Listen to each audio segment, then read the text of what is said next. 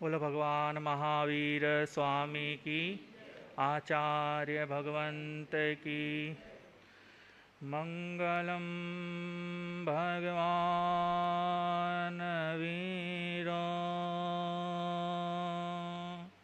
मंगलम गौतम प्रभु, मंगलम स्थूलिभद्राध्याय, जयन धर्मोस्तु मंगलम, जयन धर्मोस्तु मंगलम, जयन धर्मोस्तु मंगलम।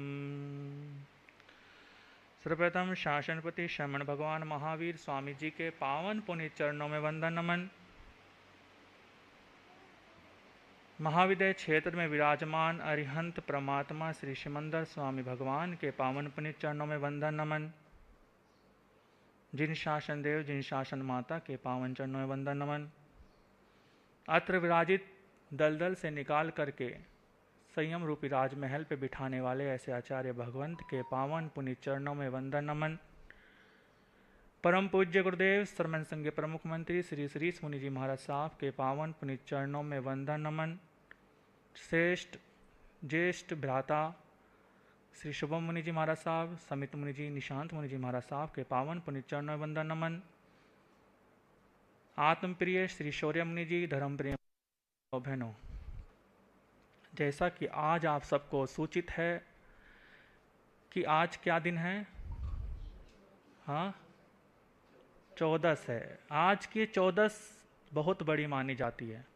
14 हर महीने में 2 बार आती हैं, लेकिन आज की जो 14 है वो साल की सबसे बड़ी 14 हम गिनते हैं। इस 14 का महत्व ही अलग है। जब ये चातुर्मास के रूप में उत्पन्न होती है, आज क्या हो रहा है?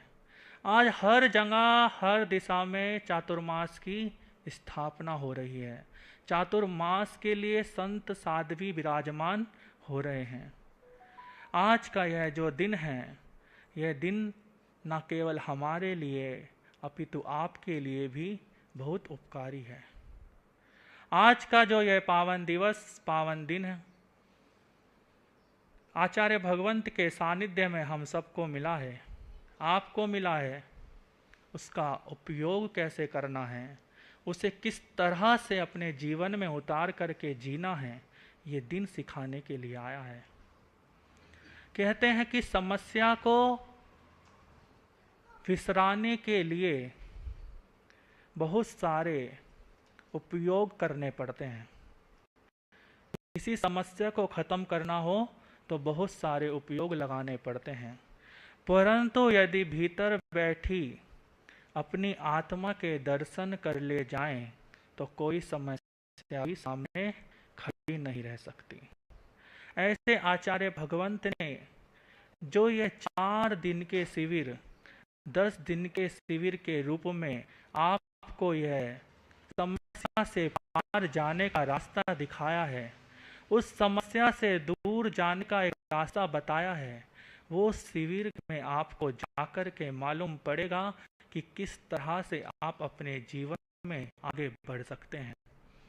इस तरह आपको ये 4 महीने मिले हैं।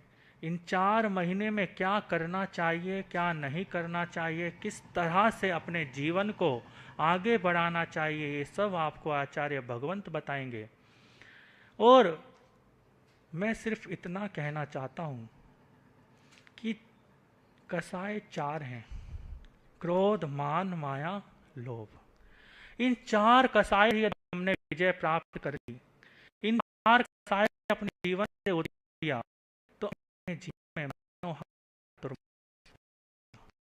एक को अपने जीवन से खत्म करना है, एक कसाय के ऊपर कार्य करना है, न केवल किसी शास्त्र को के कोई वाणी सुन ली तो हम अपने जीवन में उतार पाए तो भी कार्य सिद्ध आएंगे। एक संत के मुख से आप कुछ न कुछ सुन करके जाएंगे। उत्तराध्ययन सूत्र आचार्य भगवंत के सानिध्य में शुभम मुनि जी महाराज साहब बाँचते हैं, अंतगढ़ सूत्र बाँचते हैं, कल्प सूत्र बाँचते हैं, अन्य अन्य जो कि आपके सामने वाणी आएगी, लेकिन यदि हम अपने जीवन में उसे ना तो हम अपने जीवन का कल्याण नहीं कर पाएंगे। सिर्फ दो बात कहना चाहता हूं कि समस्या कोई बड़ी नहीं होती, समस्या कोई बड़ी नहीं होती, बस देखने का नजरिया बदल लीजिए। अपने जीवन के भीतर आत्म सिद्धि को प्राप्त करके उस परम तत्व तक पहुंचने का मार्ग अपना लीजिए। ये अपनाने का जो मार्ग है आत्मा का, अपनी जीव के कल्याण का, वही रास्ता आपको इस चतुर्मास में मिलेगा। आप सब जो यहाँ बैठे हैं, कुछ पुराने चेहरे हैं, कुछ नए चेहरे हैं। पुराने लोग जानते हैं कि किस तरह से आचार्य भगवंत के सानिध्य में 5 साल आप लोगों ने यहाँ बिताए हैं और उसके अंदर आपने किस तरह से जीवन को जिया, किस तरह आपके जीवन में चेंज आया है, और जो आपको मिल रहा है वो स्वर्णिम है, उसको आप पा रहे हैं। ऐसा चातुर्मास ये आपके और हमारे सबके लिए आया है। इसलिए सिर्फ 4 ही बात कहना चाहूँगा। समस्या से तपस्या की ओर जाने का अवसर है चातुर्मास। क्या है? समस्या से तपस्या की ओर जाने का अवसर है चातुर्मास। भोग से योग की ओर अग्रसर होने का अवसर है चातुर्मास। भोग से योग की ओर अग्रसर होने का मार्ग है चातुर्मास, और अहम का विसर्जन करके अरहम की उपलब्धि करने का अवसर है चातुर्मास।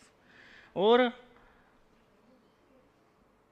वासना को त्रोहित करके उपासना को पाने का कारण बनेगा ये चातुर्मास। ये चारों ही पीढ़ियाँ, चारों ही सीढ़ियाँ बना करके हम अपने जीवन में चलेंगे तो निरंतर निरंतर परमात्मा की बताई हुई वाणी को जीवन में अंगीकार कर पाएंगे, स्वीकार कर पाएंगे और उसे अपने जीवन में उतार पाएंगे। यही कहकर के मैं अपनी वाणी को विराम देता हूँ। ओम शांति, ओम शांति।